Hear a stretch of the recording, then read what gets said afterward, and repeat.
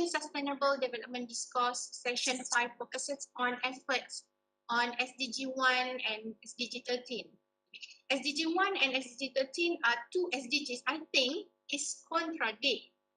But if we combine these two SDGs, it will be a level up. Both are issues that is becoming more and more critical every day.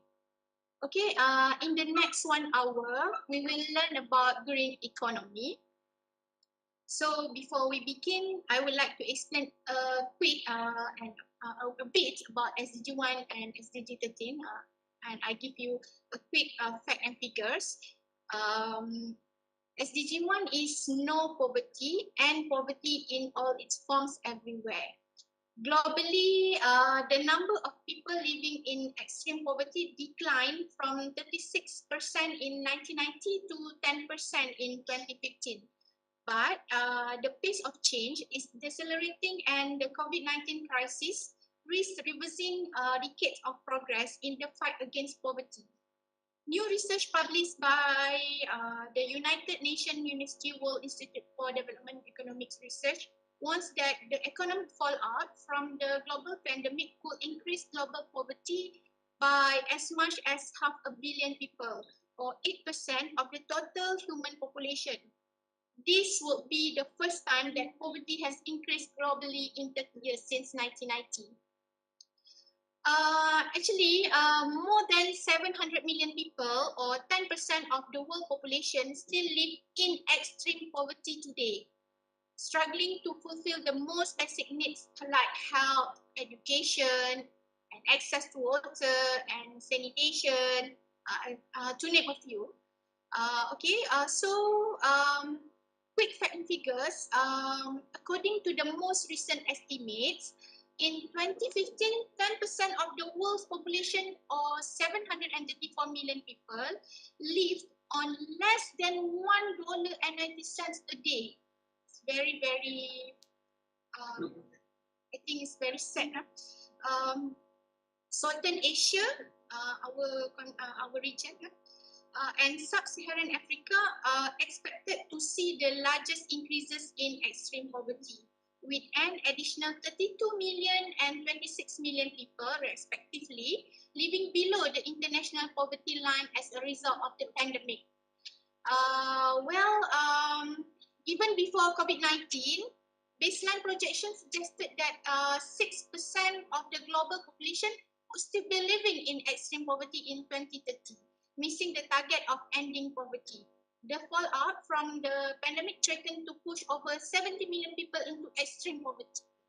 Okay, one of the most interesting facts that 1 out of 5 children live in extreme poverty nowadays, and the negative effects of the poverty and the deprivation in the early years have consequences that can last a lifetime. Okay, in 2016, 55% of the world's population, about 4 billion people, did not benefit from any form of social protection. Social protection like government give something to the people, so they did not receive the benefit. Okay, so what UN target in 2030? They want to ensure significant mobilization of resources from a variety of sources, including through enhanced development cooperation, in order to provide adequate and predictable means for developing countries, in particular least developed countries, to implement programs and policies to end poverty in all its dimensions. And also, of course, we need sound policy at the national, regional, and international levels based on pro-poor and gender-sensitive development strategies to support accelerated investment in poverty eradication action. Okay, we go to the quick facts and figures on SDG 13, which is climate action. Okay, Goal 13, take urgent action to combat climate change and its impact. Climate change is affecting every country on every continent. Okay, it is disrupting national economies and affecting lives. Nowadays, we know that weather patterns are changing, sea levels are rising, and weather events are becoming more extreme. Although GHG greenhouse emissions are projected to drop about 6% due to COVID-19 in 2020, of course, because of the travel bans, economic slowdowns, but it's only a pause. It's only temporary. This improvement for our environment is only temporary. So climate change is not on pause. Once the global economy begins to recover, emissions are expected to return to higher levels. We go back to 2019. 2019, before COVID-19, was the second warmest year on record and the end of the warmest decade. From 2010 to 2013 is a warmest year. CO2, carbon dioxide levels, and other greenhouse gas, GHG, in the atmosphere rose to a new records in 2019. Okay. For today's topic, it's close to our it's close to UN. It's close to UN proposed 6 climate positive actions, which is green economy. Green economy to make societies and people more resilient through a transition that is fair to all and leaves no behind. Okay, so moving right along, it is now my pleasure to introduce our speaker, Ms. Aruminingsih, who is going to talk to us about that green economy. Our speaker is a coordinator of Papua, Ministry of National Development Planning, Bappenas, UiTM Indonesia. Okay, actually, UiTM is a platform for youth and young professionals in science, engineering, technology, and innovation, SETI,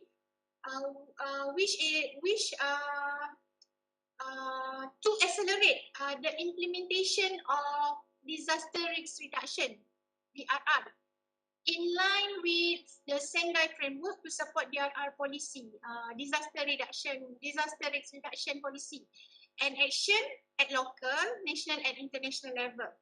Okay, Ms. Aruminingsih is a regional planner for disaster area for several years. She has received numerous scholarships around the world for the Youth and Disaster Risk Reduction Program, such as from Japan, Philippines, Vietnam, Malaysia, New Zealand, and Australia. Okay, so her background education, she has received Bachelor of Science Geography from Faculty of Mathematics and Science, University of Indonesia in 2007.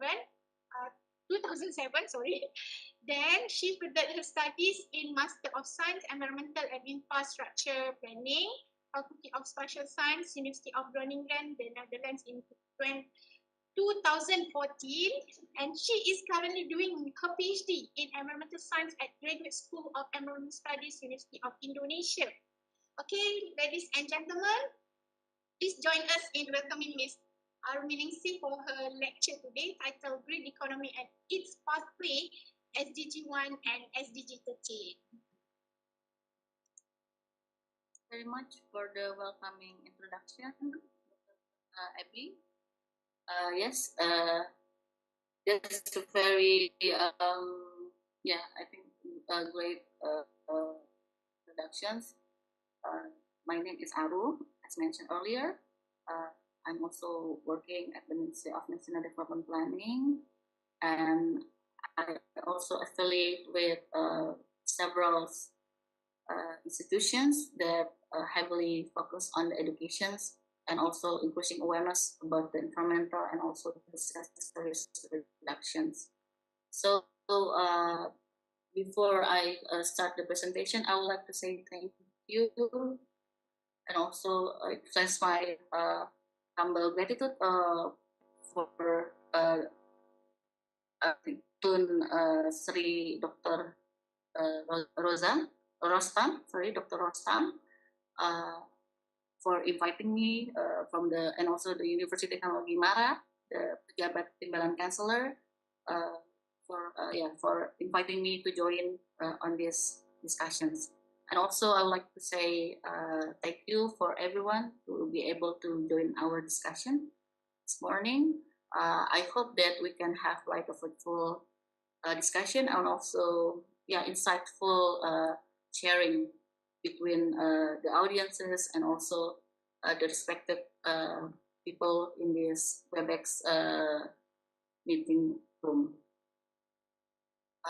Okay.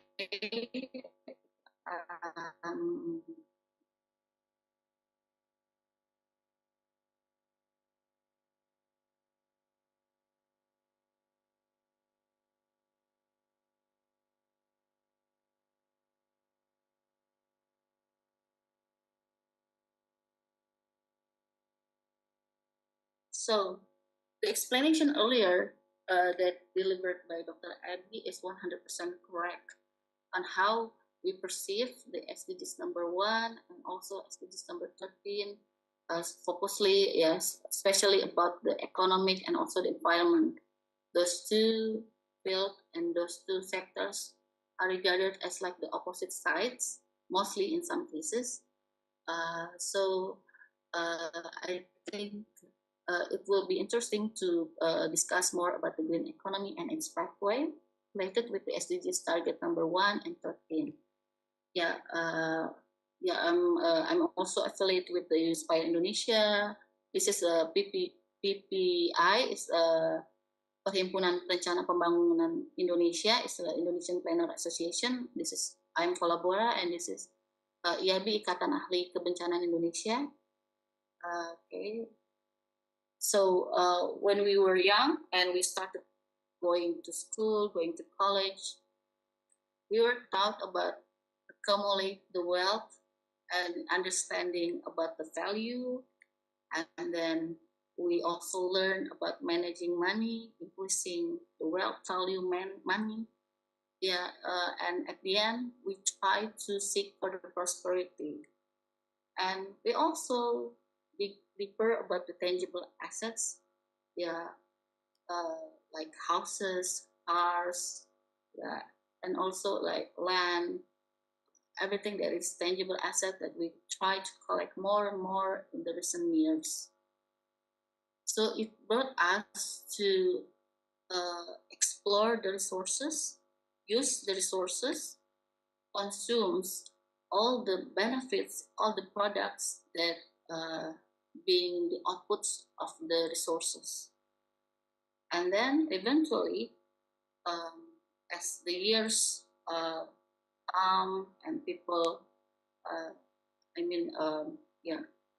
the population is increasing, the resources will become increasing too. So it will be more waste and waste that are being produced by the people as the effect of using the resources without like a deep understanding about how to utilize it better. So the greater impact of this situation is the environmental degradations. We see that every time when we read the news, we see about the fire forests, floods. I think in Malaysia also occur floods, if I'm not mistaken, right? While in Indonesia, it is identified 13 types of disaster. Starting from the drought, floods, angin puting beliung, like it's not a hurricane but like a big typhoon. Also volcanic eruptions, tsunami.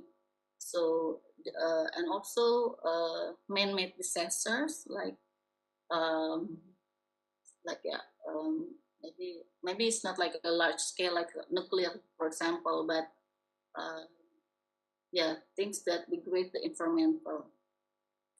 So the things that humans do in order to fulfill their needs for the wealth, value, and also for the resources, it will exploit and also consumes all the resources that around us. So it becomes a question for us whether human existence, whether we that are in the WebEx meeting room right here, is currently using the resources after years and years, and then become a question whether the environment should be versus the economy. Like, it's just like a zero-sum game. Like, if you want to improve the economy, so the consequences is we have to utilize the resources that impact the environment. So if you want to, sustain the environment, the impact that the economy will not going higher. So it's just like a zero-sum game. Is it true? So maybe we can discuss more about this. So when we review about the models of the economic system in more traditional way, in more conventional way, we saw that the firm and household as this kind of relations, like from the labor and other inputs, is trigger the productions that are carried out by the firms, and will give the end products that being used by the households. So this is about like production, consumption, production, and consumption. Whereas now we see that the environment has strategic positions. The environment is not just for free, it is an asset. So in this modified model of economic system, we see that the environment, for example, air, water, soil, and other resources are becoming important aspect. This environment is the assets on this modified model of economic systems. So we see that from these diagrams, the environmental inputs, whether it's water, soils, sunlight, wind, it will give benefits for the household, and also it also gives an inputs for the firms to create products, and then it also being consumed, and then the waste is going back to the environment. So this is like the new modified model of economic systems, when we acknowledge the role of the environmental aspect. So this is not for free. This is like the first step that we aware of the environmental positions. This is like the initial step when we regard like the willingness to pay, like that kind of term, because the environmental or the resources is not for free. It's not like a common goods that people can utilize and then make waste from it. So this brings us to the term like willingness to pay. Even if we're going further, there's also the terms like willingness to sell, because when we put willingness to pay, it means that we put the bargaining position higher for the consumers, like how, in what rate that you are willing to pay to use these resources. But if we put the term on like willingness to sell, like this is up to the resources, this is up to the environmental, whether it is willing to be able to be able to be used. So there's like a restrictions more in the willingness to sell.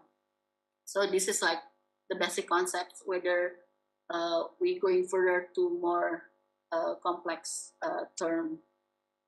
So from that kind of situation, we see that we are in the process of shifting from the brown economy to green economy.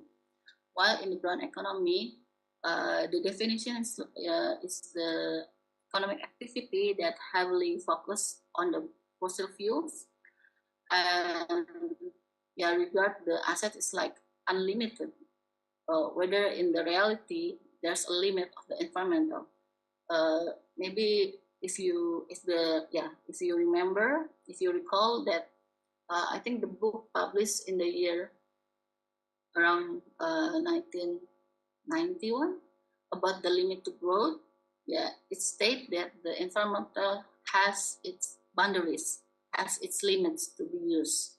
So we have to utilize it wisely. So yeah, so the brown economy just it's more conventional that it uses non-renewable energy resources and also the intensive consumption of natural resources, both energy and material intensive, and it emits greenhouse gas emissions, and also it brings whether it's large or small destruction of biodiversity. And it's not only about the environmental aspect, it also trigger the global social inequalities, because when we talk about the closed system industry, the beneficiary or the people that benefits from the profit is usually the people around or inside the circle of the industry. It's not giving like disperse benefits to the people or for the community around the industry, right? Yeah. And then also there's also assumption about the unlimited consumption, and we also see the slide of lack of corporate social responsibility of business and investor, and at the end, it's weakening of social trust. So from this point of view, we try to shift to green economy, which are spreading economic growth from the consumption of natural resources and use more renewable energy sources. And also we utilize the energy more efficient. And of course, about the green economy, it's about using clean productions, and we protect the biodiversity, and we took into account about the intergenerational and regional justice. I will talk about it later on. And about the consumption is to be more sustained, and it also involves more about the private sectors. And here, the corporate social responsibility of business and investors are also involved, and and the further impact it increase the social trust. So and in more simple way, sustainability, maybe as we all know, it is made by three pillars. First is social, second is environmental, and three is economic. It sounds like an utopia, whether can we bring these three in a balance. So the house is erect steadily, but I think this is a challenge for us, because in the principle of green economy is that we try to achieve the prosperity while maintaining the resources that sustain our lives. And then if we dig deeper to the philosophy of the environmental, we see that humans are part of the ecology. So that's not like the hierarchical structure, but it's more like a round up circles. So if we if we are not sustain our environment, at the end it will also hurt us as a part of the ecosystem. Okay, so I think I will move on to the topic of SDGs. So after we know a brief about the green economy, maybe I could share about how the SDGs documents were made in Indonesia. Maybe Indonesia and Malaysia and also other countries have maybe some same experience about this. So once upon a time, well, basically in 2012, in Ministry of National Development Planning, starting from the year 2012, we joined the process discussions about the SDGs, and it's still like very raw, brainstorming, debates, and also exchange, share views, and also arguments about what should it be done and what can be done on creating the SDGs. So it's starting in 2012, and in 2013 the content generations started, and then we created different working groups, At that time, I was I was part of the working group for the climate change, yeah, for the climate working group, the target number 13.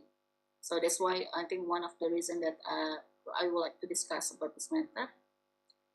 And then we are um, we are introduced to the 17 targets of SDGs, and then we discuss about the 169 indicators. And the challenge there is to how we make it, how we translate those targets, those indicators to our own national priority. So yeah, while in the, I think in the global realm, there's SDG working group, UN SDG process, UN external consultation, external stakeholders, member state negotiation inputs. While in Indonesia itself, there are several working groups that are working focusedly on each targets, and we make comparison between the global targets, the SDGs target, to our national priority. So in the year 2014, we make a listing of the metadata, like the data resources that are being used to identify whether we achieve the targets or fail to achieve the targets. And 2015, we come up to the agreement. So this is the transition from the MDGs to SDGs. So what's the difference between the MDGs and SDGs? Yeah, I think in a brief, there are 7 points, important points that differ MDGs and SDGs. The SDGs is more comprehensive. Like, yeah, we always heard about the term like no one left behind. That's why the SDGs is incorporate 17 targets, 169 indicators. So it's more comprehensive. And then, so that's why I think this kind of discussion is very beneficial and interesting on how we can make a realization between those comprehensive targets into put into actual concrete actions. Yeah, I think it's a really challenging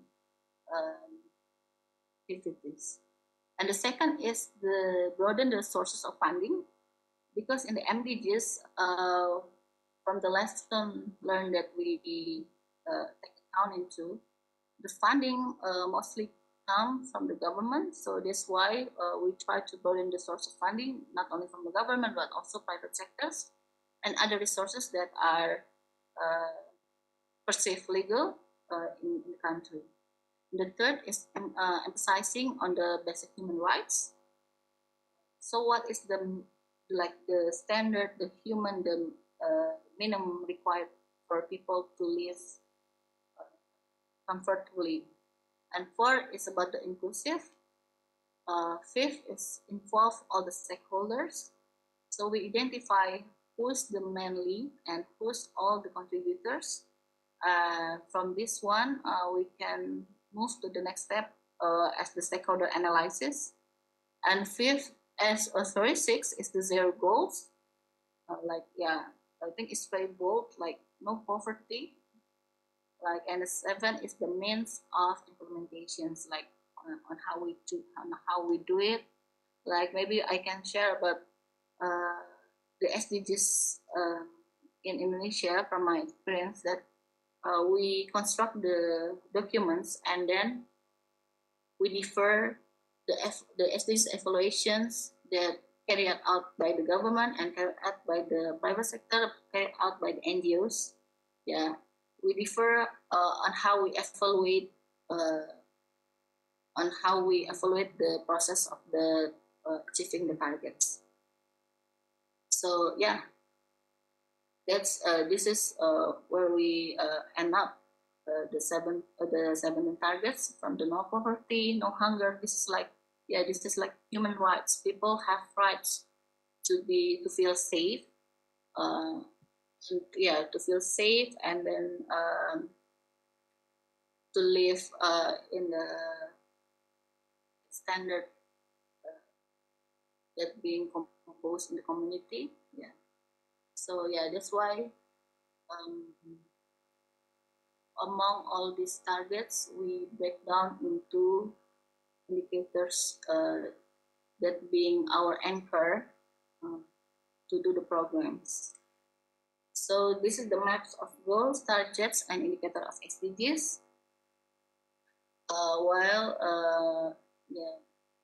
In Indonesia, of course, there are 17 targets, 169 targets, and also 241 indicators.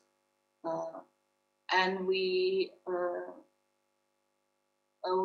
divide into 4. First is social development pillar, and then there are 5 targets that belong to the social development pillar, and then also economy development pillars. There are also 5 SDGs targets, and then 5 goals. And then environmental development pillars, there are 6 goals that are belong to these sections.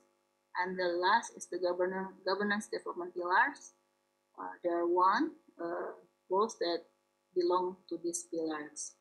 So the SDG I think the SDG Secretariat is attached to the Ministry of National Development Planning, the Bappenas.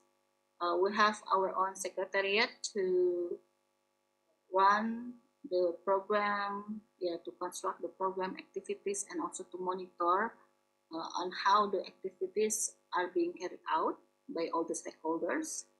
And by dividing into 4 pillars, we are given the opportunity to seek through for what targets that have been achieved and what targets that are being underachieved. So that's the way our monitoring method. Yeah. So in this discussion, because there are so many goals, I think it is good for us to maybe explore more in this goals number 1, and poverty in all its forms everywhere. And then goals number 13, take urgent action to combat climate change and its impact. So in these documents, this is documents that are being translated in Indonesian, like no poverty. This is target 1.1. By 2030, eradicate extreme poverty for all people everywhere, currently measured as people living on less than $1.25 a day, like Dr. Abby mentioned earlier. So this is really small, like I think it's about 5 ringgits in Malaysia, and it's about 18,000 rupiah in Indonesia. I think the minimum wage in Malaysia is 1,200 ringgits. Well, in Indonesia is I think almost 5 million rupiah. So the gap is really astonishing.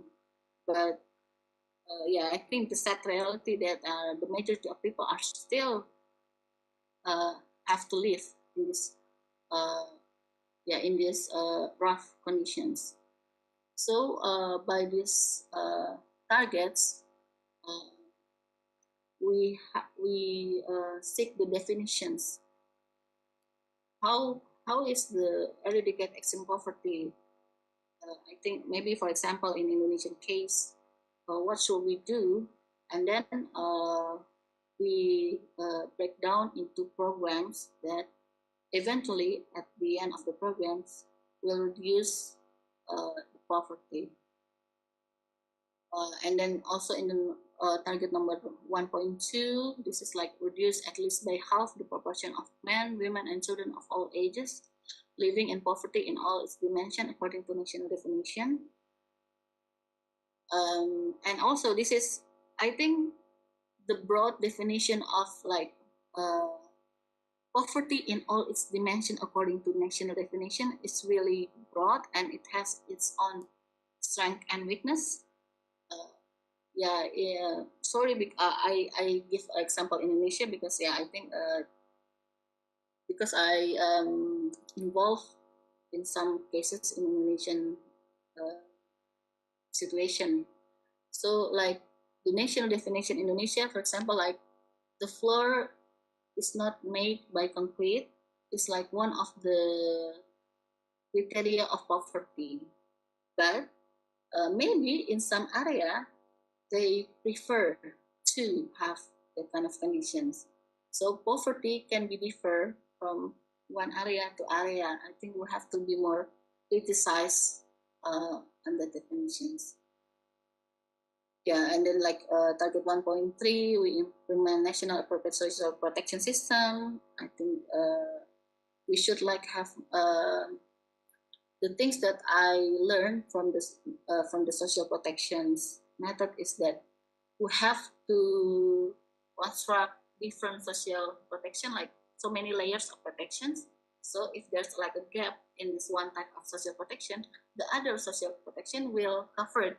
So I think that's like one of the best way to implement the social protections and to make people not vulnerable. So in target 1.4 by 2030, ensure that all men and women, in particular the poor and the vulnerable, have equal rights to economic resources.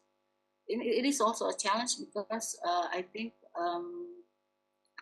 in the developing countries, the custom the custom is more patriarchy. So it's not about women versus men, but it's about giving equal access to both genders, to have like access to the economic resources and also basic services. I think the way that we should carry it is by educations and also by giving chances both genders to speak up in the community. And the target number 1.5 is about build the resilience of the poor and those in vulnerable situations, and reduce their exposure and vulnerability to climate-related extreme events and other economic, social, and environmental shocks and disasters. And this is interesting because if we see the goals number 1 and 13, the word resilience come up in those two goals because it looks like a cycle, like if you're poor, you're not have access, and then you are because you're poor, you're not access, and then you're becoming vulnerable, and because you're vulnerable, you're becoming poor.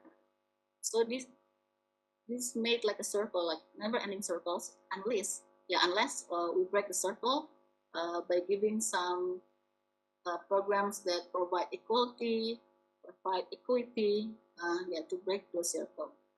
So I think the link between the goals number 1 and 13 is to create resilience. And then these are the other target of ensure the significant mobilization of resources from a variety of sources, including through enhanced development cooperation. So working more helping hands is more beneficial in this method. And then the last is create sound policy frameworks at the national, regional, and international levels based on proper and gender-sensitive development strategies to support accelerate investment in poverty reduction actions. So I think this is really synchronized, but no one left behind integrated approach. So to make it works, we have to make like frameworks that link each other from national, regional, and international. So if it's only one that works, then I think we cannot have like the maximum outputs. And next is the target number 13. The target 13.1 is to strengthen resilience and adaptive capacity to climate-related hazards and natural disaster in all countries. You see that the word resilience. And then target 13.2 is the integrate climate change measure into national policy, strategies, and planning. And then target 13.3 is improve education, awareness raising, and human and institutional capacity in climate change mitigation, adaptation, impact reduction, and early warning. And target 13.8, implement the commitment undertaken by developed country parties to the United Nations Framework Convention on Climate Change, the goal of mobilizing jointly $100 billion annually by 2020 from all sources to address the needs of developing countries in the context of meaningful mitigation actions, and transparency on implementation, and fully operationalize the Green Climate Fund to its capitalization as soon as possible. So I think both goals also acknowledge how the economic aspect are important to open the access. And then when we talk about to break the circle, like poverty, vulnerable, and vulnerability to poor, to lead to poverty, like never-ending circles. I think when we approach those circles, by breaking the circle, by promoting the programs that or activities that increase people capacity, I think it's like a good approach for people, for community, both in urban and rural area. And then I think also we can move to the steps or strategy on how we can deliver the green economy. First is about separating economic growth from the consumption of natural resources. And in this slide, I would like to emphasize that Industry 4.0 is broadly acknowledged by people. We're going forward in terms of technology. Well, I don't know in terms of environmental aspect, are we going forward or going backward?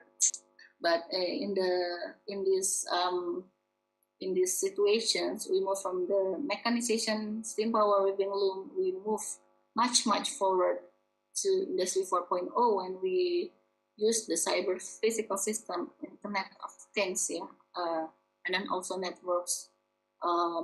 We move to the creative industry. Even in Japan, they have surpassed the Industry 4.0. They already in the stage of Society 5.0. The Society 5.0 is about incorporate the technology, friendly, eco-friendly technology into the society. So in everyday life, we are using technology that are friendly to the ecosystem. So that's a Society 5.0.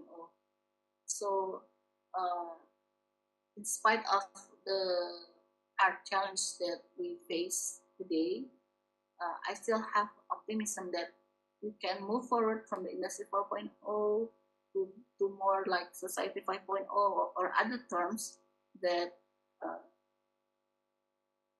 emphasize on how we can build community that rely on clean energy, and then also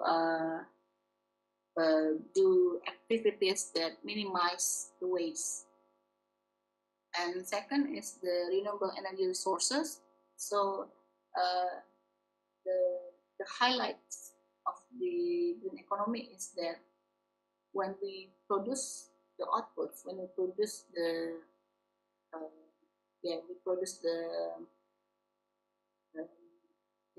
outputs, we use the renewable energy resources.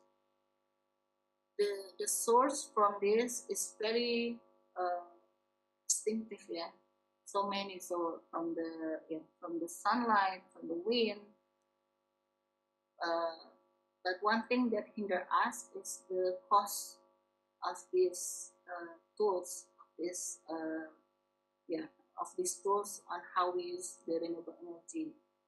So if we could make the tools cheaper, I think we can increase this proportion of renewable energy resources.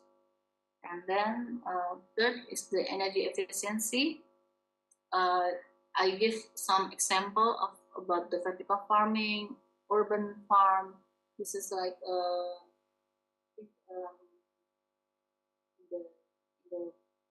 Vietnam, or I think country in Asians. They have like the largest urban farm in the rooftop. So instead of making new ways of using energy, we can use the existing products, but we change on how we use. You know, for example, like the buildings are there, we cannot like, we cannot like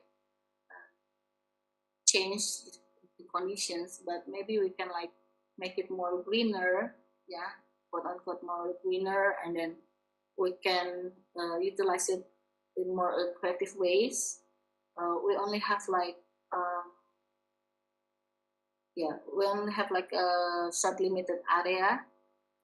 Then well, maybe we can like make it more effective, efficient by making like vertical farming and other example of that. So it's not about expanding, but it's more about emphasizing on using the resources wisely. And also the other aspect of the green economy is about the clean productions. So I think the university has important roles for creating this kind of ecosystem. Like maybe we can have smarter way on building the industrial park.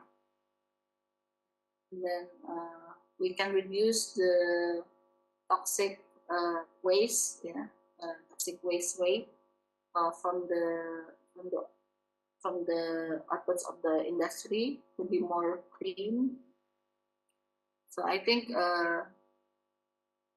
when we're going forward, we have to use the technology in the sake of the environmental. And then one of the criteria of the green economy is the biodiversity protections. The keywords from this is if we want to make like plantations, make it diverse, not one single type of plants, for example. And this is the picture of, because I'm coordinated Papua in Bappenas, this is like pohon sagu in Papua. We just made it that way. We do not change it into like in the shape of plantation. We just make it like a sagu forest in Papua, and then we do not change it because that's the way the trees are growth there. If we change it to be one type of plantations, then it will hurt the biodiversity. And this is like, if this is the example on how we sustain the environment, and this is the example on how we change it into better environment. This is the sand area in China. So they make it greener, of course, by using technology, and then in some years it changed from this condition into these conditions. So biodiversity is a really good thing. A diverse situation, a diverse condition is a good thing. So I think one of the important issue in the green economy is to create the situations. And then the other aspect is intergenerational and interregional justice. Well, so what's the meaning? So the definition is the respect for the rights and duties with regard to future and past generations. So it's called transgenerational. The perspective that I think some of people drive the behavior, some of the people behavior is that the resources are belong to the existing generations. So they do not put into account the rights of the future generations who also have the experience of the environmental, to have like, I think by regarding the rights and the duties of the future and the past generations, we can manage the resources wisely. For example, this is the illustrations on how the freshwater living current index is disclosing. It starts from the value index 1, and then in the year 2010, it's declining. So in this situation, it shows that we haven't put the future generation right in the right positions. So, but this is just one example. I think there are a lot of examples when condition is getting better. Like for example, the land coverage for the green area in some countries even increasing. In India and China, the green coverage is increasing compared to few decades earlier. Yeah. So I think it's not really a bad news. It's not all bad news, but some of the good news are also there. It's just our responsibility to make it inclined, to make it more acknowledged by people. And then from the ICOMCC also, they define the conservations began that all measure and action aim at safeguarding tangible cultural heritage while ensuring its accessibility to present and future generations. So, and then the next step is the sustainable consumption. There are a lot of keywords that we've discussed today, and one of those keywords is the creative ways to make more sustainable consumptions for people. This is the examples of I think in Indonesia is panen air hujan, panen hujan. We collect the rain, and then we manage to be safe to be consumed. So this is like one of the way we consume resources in a more sustainable way. And also there are other creative innovations. For example, edible water bottle. You just put like water in such thin membrane, and then you drink. So because there's a statement that, I think quite intriguing statement. We consume like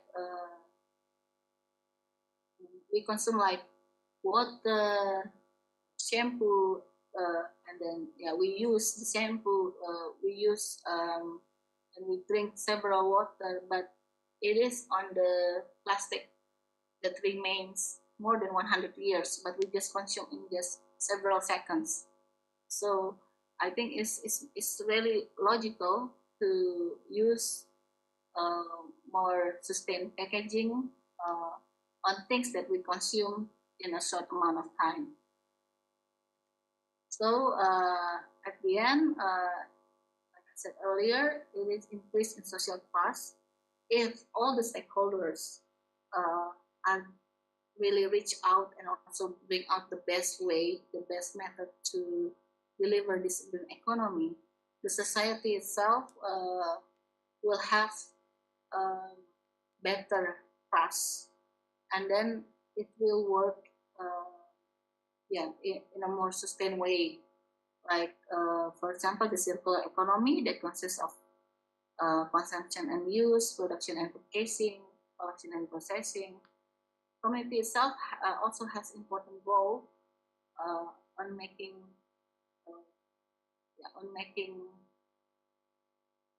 life to be more sustained.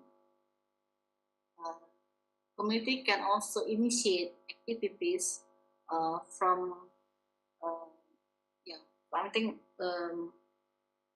a simple activities like improve collection, encourage recycling, invest in infrastructure, develop markets for recycled materials, design better products, reduce process waste, and then at the end optimize life cycle through alternative consumptions. And this is a picture of Indonesia is lekar. So this is like one example that we can change our habits, the community habits, into more sustained way if we create the platform for people to be able to participate more. And then the last is the corporate social responsibility or ethic of business and investors. Aside of the roles of the government, the role of community, there's also roles that are importantly played by the business and investors. First, like central banks can also promote green financing by altering the regulatory frameworks and probably also offering soft loan for eco-friendly business, sustainable startup, green initiative, etc. So yeah, for example, if I think it's good if like in some community, if they want to create eco-friendly houses, this is like eco-friendly school buildings in Bali, or yeah, maybe they want to have like a house that is resilience. They can have soft loan from bank, so bank identify that kind of needs and they accommodate with more green financing. So all of the six stakeholders are working hand by hand and then provide their contributions. And as we talk about our funding resources that we discussed earlier, I think the bank, the business and investor has important role to provide that. And it doesn't mean that it's not profitable, but maybe in a situation I can see that the business can offer like the soft loan or other good financings, and the government can give incentive for this investor and business because of their participation on supporting this green movement. So I think the situation can be achieved if each party contribute and also give an incentive if they participate more in this green economy. I think that's all the steps on green economy. I would like to give some example in Indonesia, especially in my work field. For example, this is a regional development strategy on midterm national development plan, (RDNP) year 2020 to 2024. So the green economy, it's not maybe directly translate to green economy, but we try to create a more sustainable development by its strategy. First, we strengthen the production and region square community processing base, which spreads on agriculture and fishery downstream center in KPPN, transmigration area. SKPT is the fishery area, and WPP. And we also support that we build smelter on potential sites to support the downstream of natural resources. And then our strategy for more sustained development is the availability of integrated infrastructure networks, which includes the network of transportation, energy system, raw and clean water facilities, as well as waste management system. And the fourth is the quick and efficient service for licensing and investment.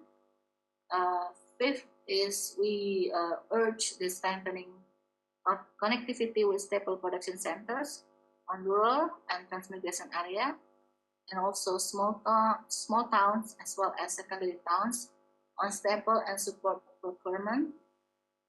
So we make this sustained development by creating more integrated area. So we put more efficiency and we put our minds to on how we create a better environment that good for the economic and also good for the ecosystem and also good for the people. So the connectivity and the integrations planning are put into account on how we develop the area in Indonesia. I can continue on the point number 6 is the development of cooperation and partnership funding by the government and business entities. And 7 is strengthening the pentahelix cooperation. I think it's described by its name. The pentahelix consists of the government, the private sector, the university, and also from the media, and from the community itself. So the 5th element are working together on how we promoting and also to carry out this developing strategies area. And the last strategy is to broad cooperation and partnership in global supply chains production corporations. It may be not explicitly said that the green the green side plan, or maybe the other name, but it is heavily related on how we make a sustained development in the area. And this is also an example Moderator of Papua. This is one of the things that we are working out. We make a mapping of area that has their special functions. Like the blue one is for the industrial complex. This is kawasan ekonomi khusus, and this is for the priority tourism destination, and that's also for the new town and the transmigration area. And then and also interestingly, we divided into two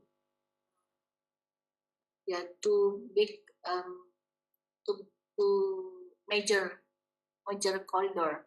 The red one is the corridor pertumbuhan, the growth corridor, the red one, and the blue one is for the koridor pemerataan equality corridor this one. So we make a regional plan based on their function and based on their characteristic. So maybe we almost finished the slides. So one of the things that we need to consider, I think, one of the lessons that maybe we can consider more after this discussion is that maybe we can try a new way on how we slicing the energy, on how we connecting between the economic growth and the sustainability. Because from the previous slides, we see that by carrying out the creative ways on making development plan and making and deliver the program and activities, we can have the same outputs by using different methods, and which is more sustained way. So I think this one need to be reconsidered. And then this is several points of the main takeaways from the grand economy in the context of SDGs is that first, economic environment should not be looked upon as a conflicting sides. Conventional perspective are the are the one that make these two aspects view as opponents. While in reality, these two aspects are dependent factors. They are really dependent and influence each other. And economic growth doesn't automatically eradicate the poverty. It doesn't mean that if you push the economic growth, the poverty will be out from our vision. But yeah, I think for the proof that the economic growth that has occurred worldwide over the few decades has not decreased the poverty in many developing nations. And even in the rich country, in the developed nation in the world, still have some of the poorest people. In most cases, the poverty results from distributional problems rather than from nation lack of wealth. So, in that condition, a sustained and inclusive economy, as such, green economy, will contribute to achieve lesser poverty rate because it emphasizes on the inclusiveness. And then the third takeaway is there should be more creative ways to link between SDGs targets to obtain greater result at higher efficiency.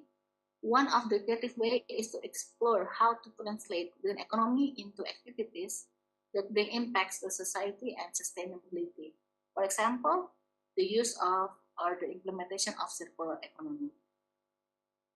And then the fourth point is effective approach for green economy can be divided into two: short-term tactical approach and long-term approach.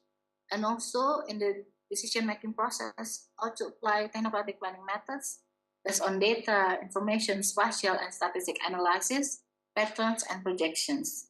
Evidence-based policy, research-based policy.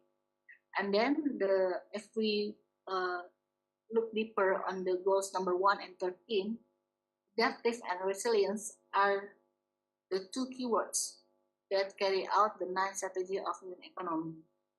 In terms of adaptation challenges, there should be several scenarios built from different localities, strengths, weaknesses, and characteristics.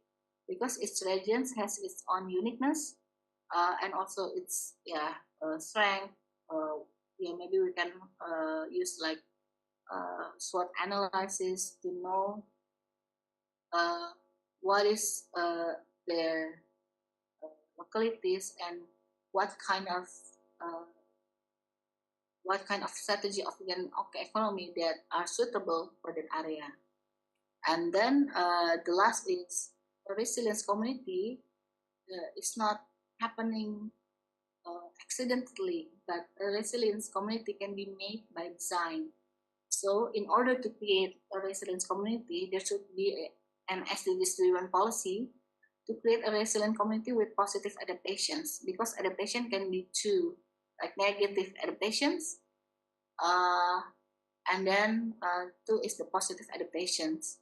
The negative adaptation is like, I'm used to this condition, so I'm not going to do anything because I'm adapt to these conditions.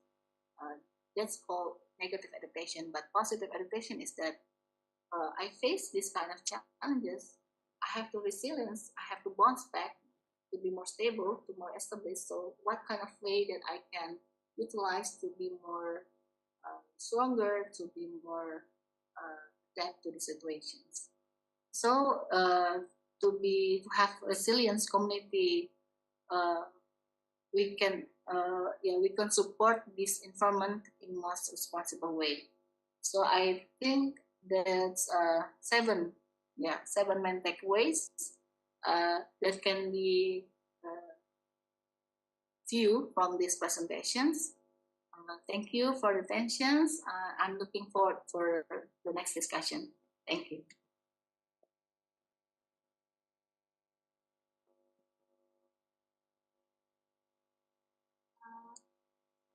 Thank you, Ms. Aruminingsih. It was a very precise and insightful presentation indeed.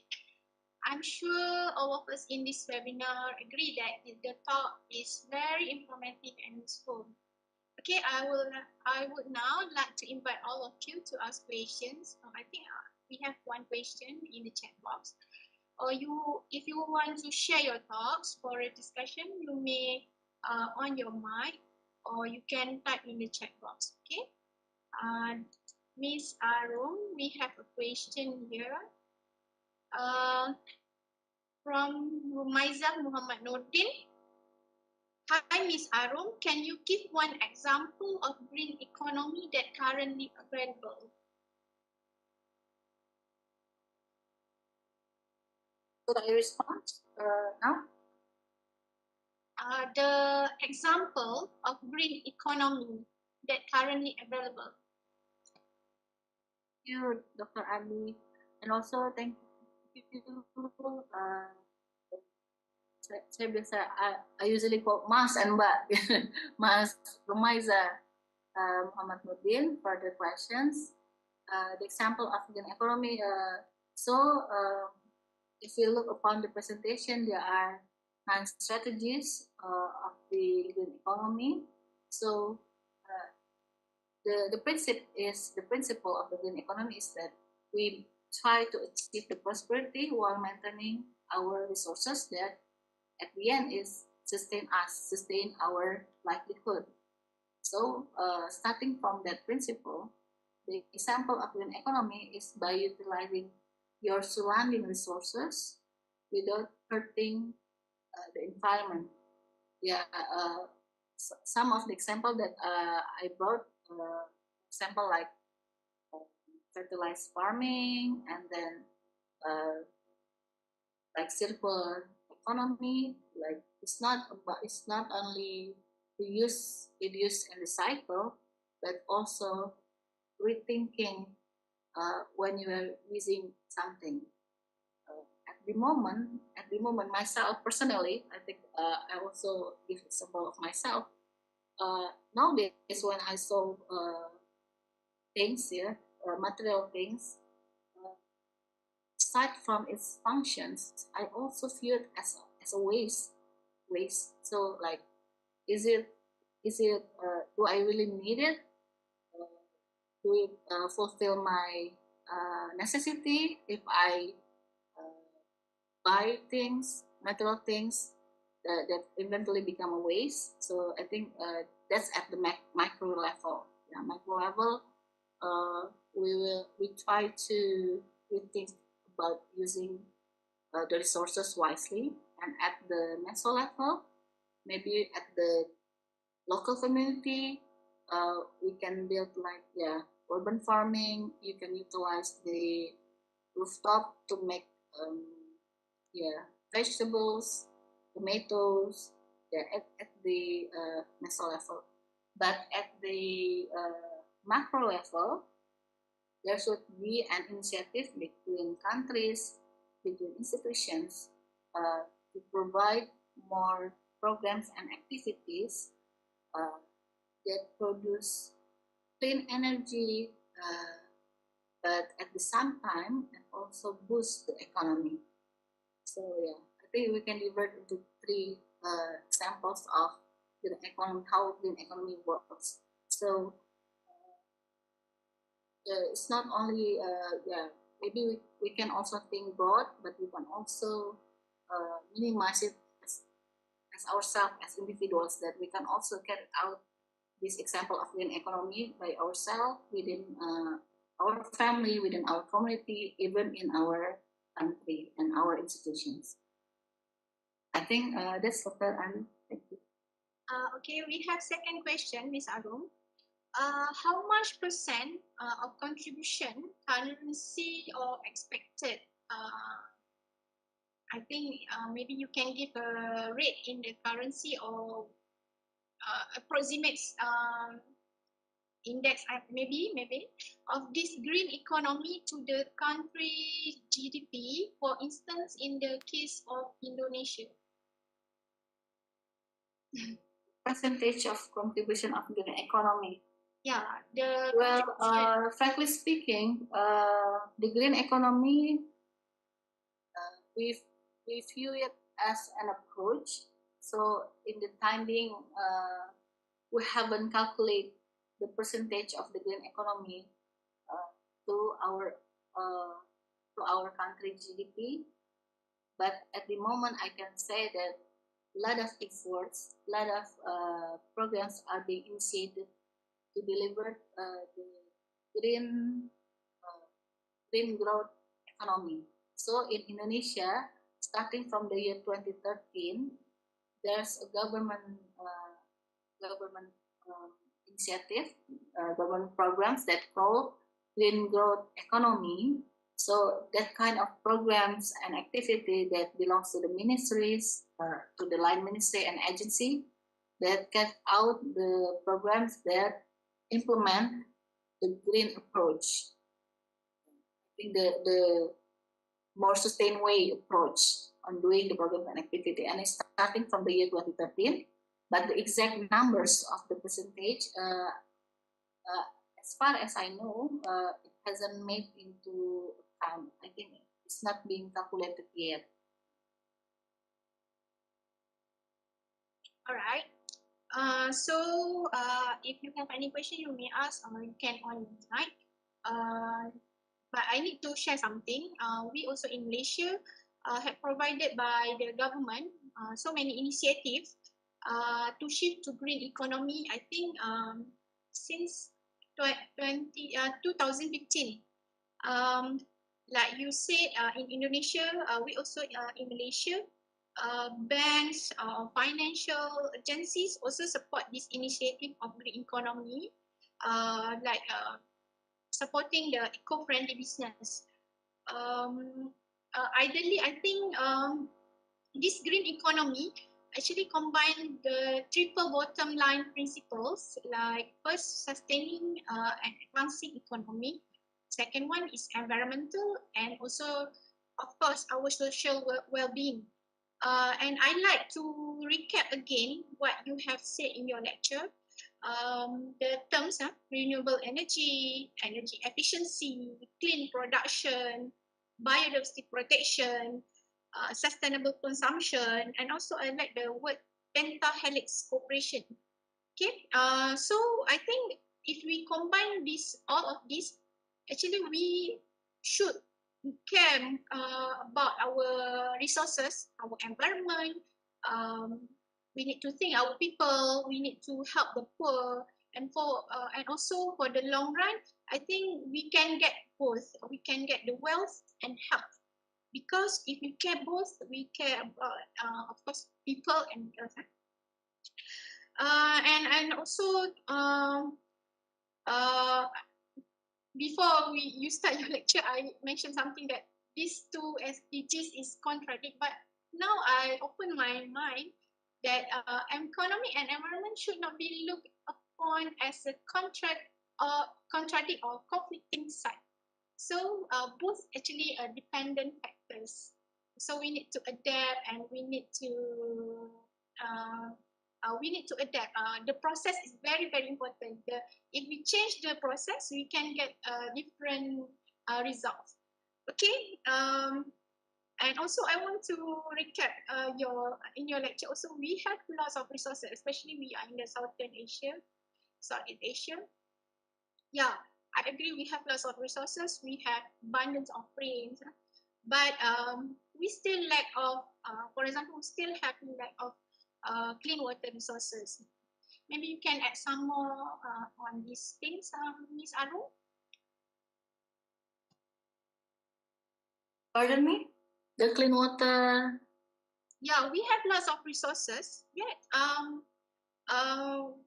We actually one of my friends told me that we should commercialize our environment. Yet we need to care more about the process, so that we not demolish them in the long run. Yeah, I agree with that. There's also a perception that we use the resources in a way that we exploit the resources, that it become decreasing, disappear. But instead of using the resources, for example, on the forest, we just not cutting. Instead of cutting the trees, maybe we can get the benefits of the resources by from the production of the forest, like honey, and then like the products from the forest, like the fruits, and then I forgot the names, like the list that's the time. So the products of the trees, not cutting the trees, not cut the resources. And also, I agree that using the clean energy is, I think is more preferable nowadays. We have one question from YouTube.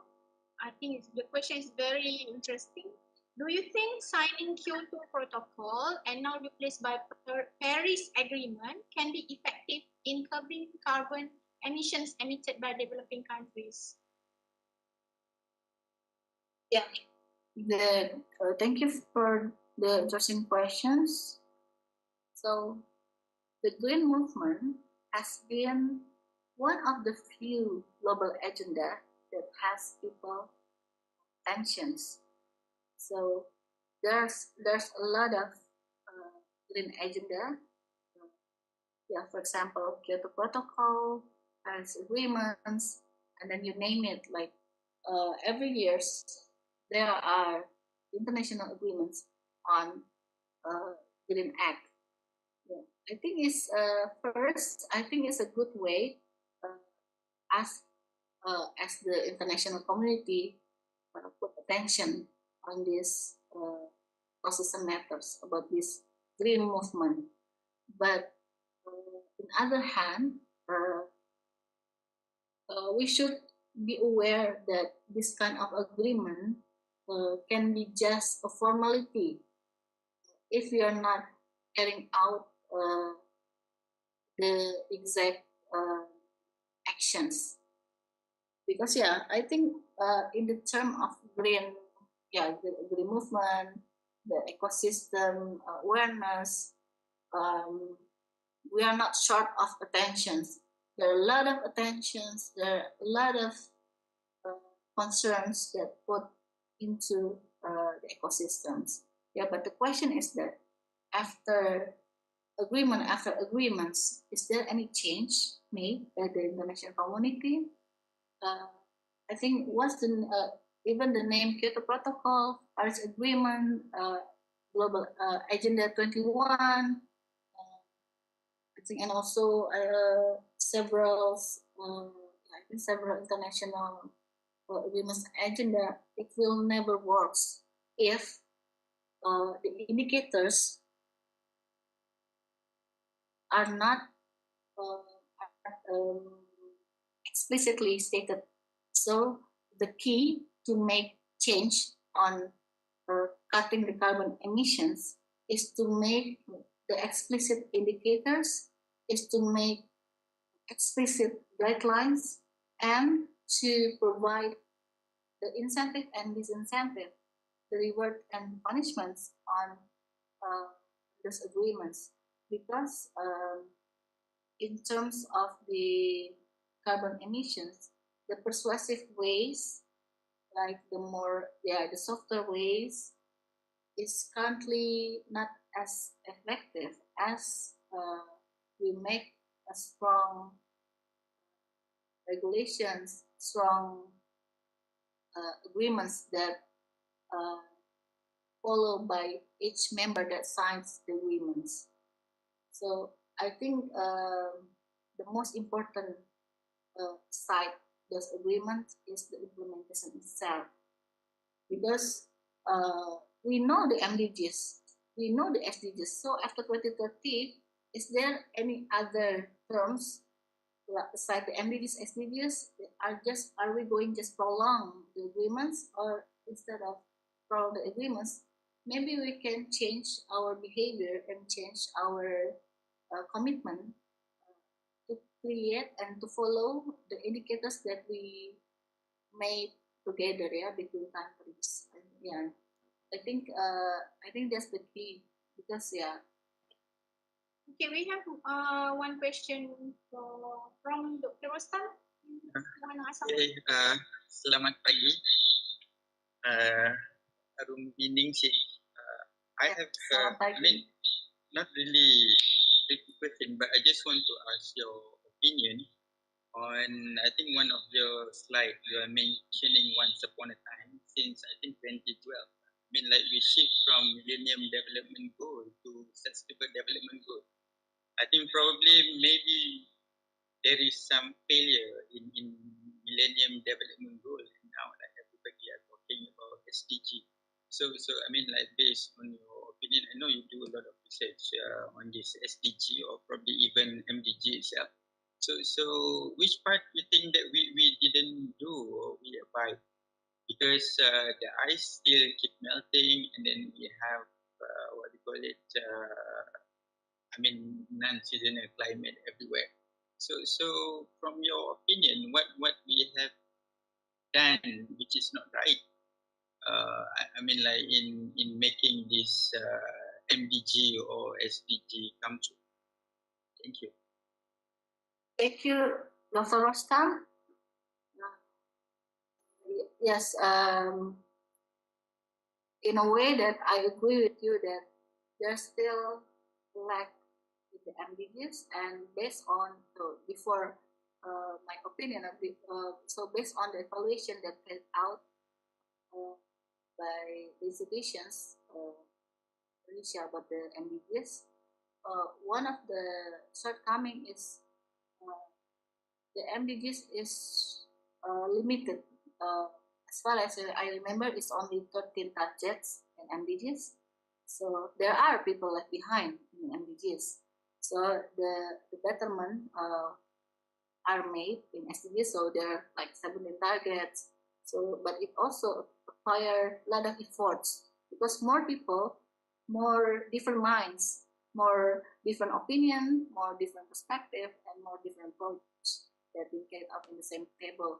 So we have to create consensus on how to deliver it best. Yeah, first it's just because it's only 13 targets, it's just too partial, and also the lack of funding. So whether we acknowledge or not, the lack of funding on the MDGs is also one of the hinder factors on how the MDGs is not really fully implemented. Yeah, but I do agree that some of the MDGs targets is making some changes in a good way, in a positive way. But there are some of issues in MDGs that need to be addressed. And one thing that I have to make sure is the commitment itself from the MDGs to SDGs, because if we do the same method, we will have the same result, of course. So in MDGs, it also, I see it personally, I see it, it's more in a moderate way in MDGs. So if we are brave enough to make changes on how we make a big jump, big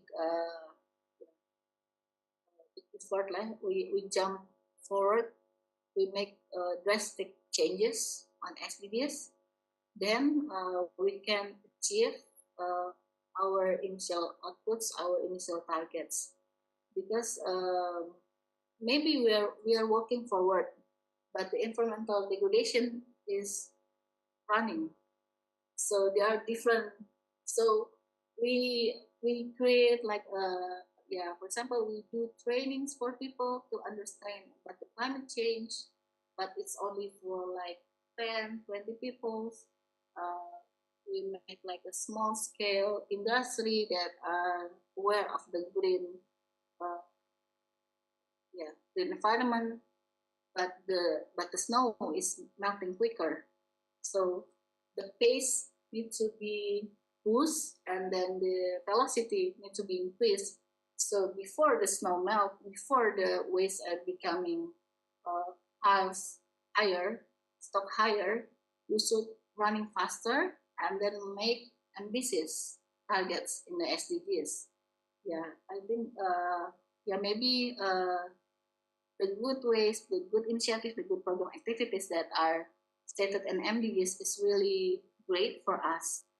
But maybe the scale and the velocity needs to be increased in these SDGs because we are running out of time. The degrading environmental is still ongoing, so we need some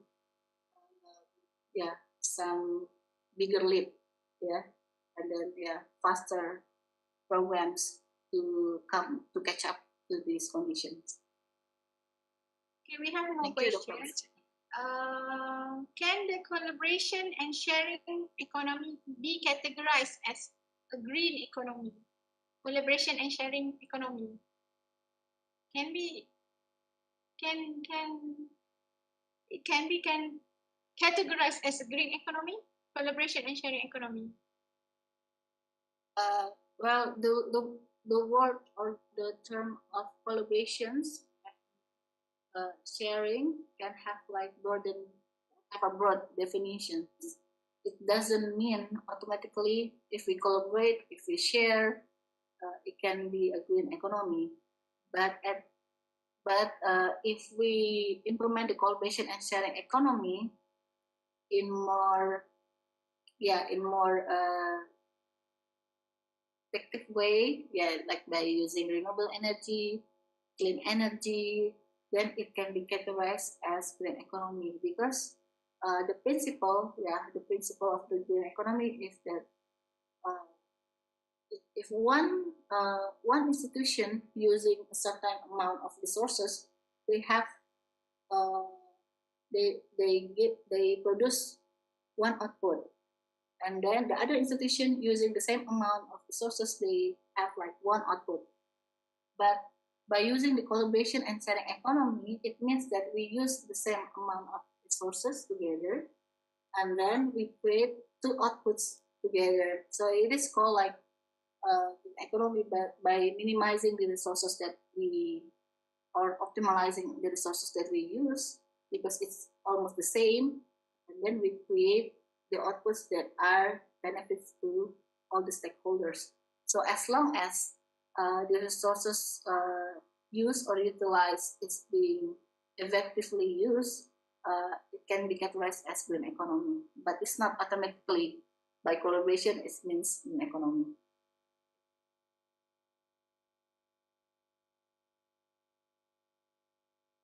Right.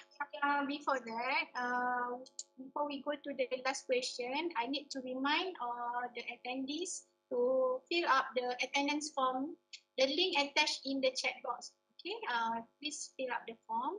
Okay, we go to the last question, Ms. Arum. Okay, how does urbanization helps to improve SDG goals? I don't know whether these SDG goals is for one entity or for only or for all the SDGs. Okay, the question is, how does urbanization helps to improve SDG goals in Asian regions? Urbanization helps to improve SDG goals. How is it? Maybe we can also break down how to divert the rural and urbanizations. The rural area is dominated by the farming activities, and while the urban area is dominated by the manufacturing activities. So somehow, actually, urbanizations, in terms of environmental, it can be questionable. It is helping or not helping the environmental. But in terms of the focusing area that are being used, because in rural area, it is being dispersed. Being dispersed in large areas, so the land area coverage are being consumed more, while in the urban area, we only focus on like high-rise buildings, so more land are being utilized, so it can help for the environment. But the question is about organization help to improve the SDGs. Well, it can be yes and we know according to the situations. While in terms of the SDGs number 1, to reduce the poverty or no poverty, the urbanization can be boost the economy because because there's a lot of jobs create in the urban area, and there's so many opportunity that can increase the works, the jobs for people. I think it can improve the economy situations in terms of SDGs goals number 1. I think in the kind of situation, it is directly linked to the goals number 1.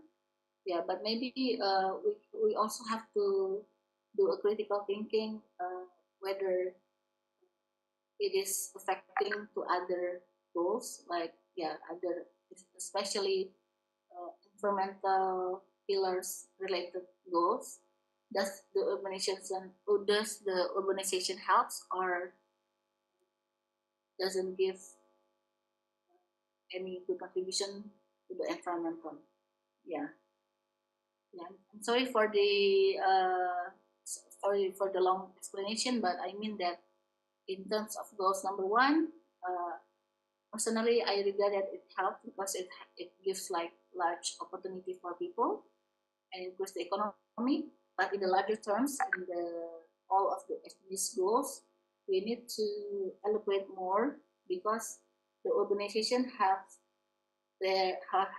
its own characteristic. It can help or it can damage the situation. So it depends on the situation. All right. Well, ladies and gentlemen, that wraps up our morning session. Okay, thank you, Ms. Arum. Okay, on behalf of Institute for Biodiversity and Sustainable Development, IBSD, and Faculty of Architecture, Planning and Surveying, FSPU, thank you all for making time in your busy schedules to join us here this morning. We wish you all a pleasant day. That's all. Thank you. Assalamualaikum warahmatullahi wabarakatuh. So before we end our session, we leave. I need you to on your camera because we want to have a photo session. Thank you. Thank you, Ms. Arum. Thank you very much for moderate the event. Thank you, Dr. Rostam. So thank you. Can we on the camera for the session? Thank you so much. Thank you, Pak Arum.